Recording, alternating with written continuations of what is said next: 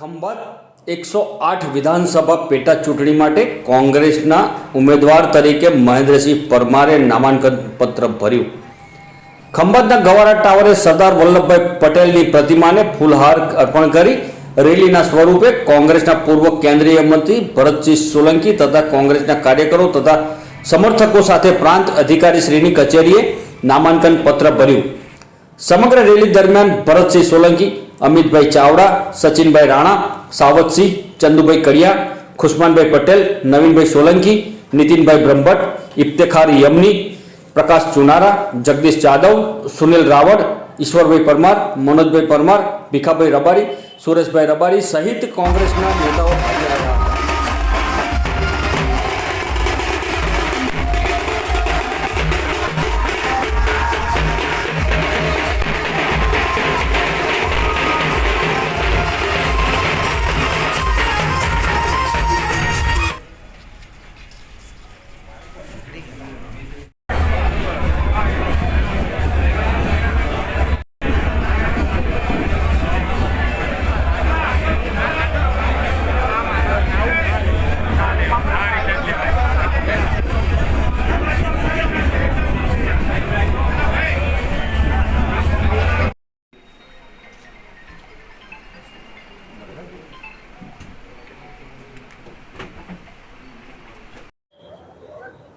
આપણે સૌ જાણીએ છીએ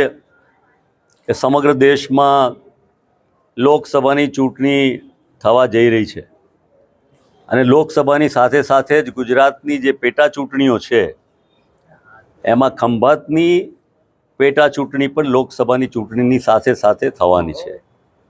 અને એના ઉમેદવાર તરીકે ભારતીય રાષ્ટ્રીય કોંગ્રેસના મહેન્દ્રસિંહભાઈની પસંદગી સૌ આગેવાનો,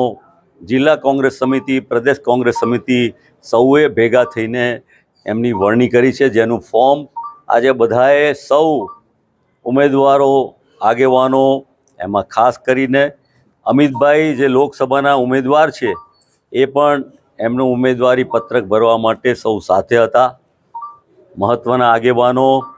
માનનીભાઈ શ્રી નવીનભાઈ, માનનીભાઈ શ્રી દાનભાઈ, અમારા પૂર્વ અહીંના ઉમેદવાર ભાઈ અમારા ખુશમનભાઈ પટેલ, સૌ આગેવાનો, સાવતસિંહને બધાએ સૌએ સાથે મળીને ફોર્મ ભર્યું છે. આ વખતની ચૂંટણી ઐતિહાસિક થવાની છે. જે પ્રકારનું રાજ્ય ભારતીય જનતા પાર્ટી કરી રહી છે એના કારણે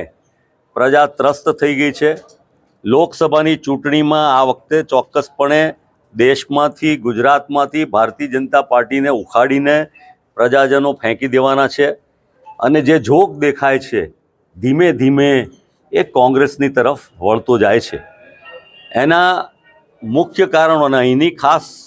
ચૂંટણી માટે, ચાહે આણંદ લોકસભાની હોય યા ખંભાતની પેટા ચૂંટણી હોય, અહીંયા ભારતીય જનતા પાર્ટી ભૂતકાળમાં ભલે લોકસભામાં જીતી હોય કે વિધાનસભામાં જીતી હોય,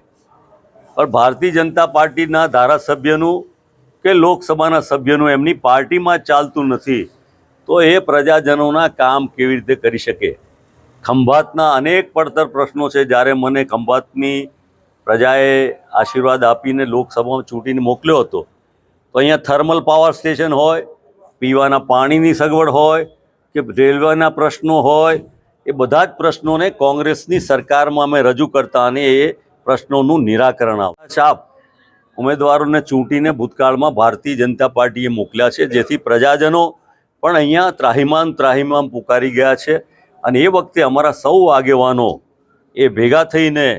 એ નવીનભાઈ હોય, દાનભાઈ હોય કે અમારા સાવતસિંહ હોય કે અમારા ખુશમનભાઈ હોય કે અમારા બીજા બધા જે આગેવાનો છે, સૌ સમાજના આગેવાનો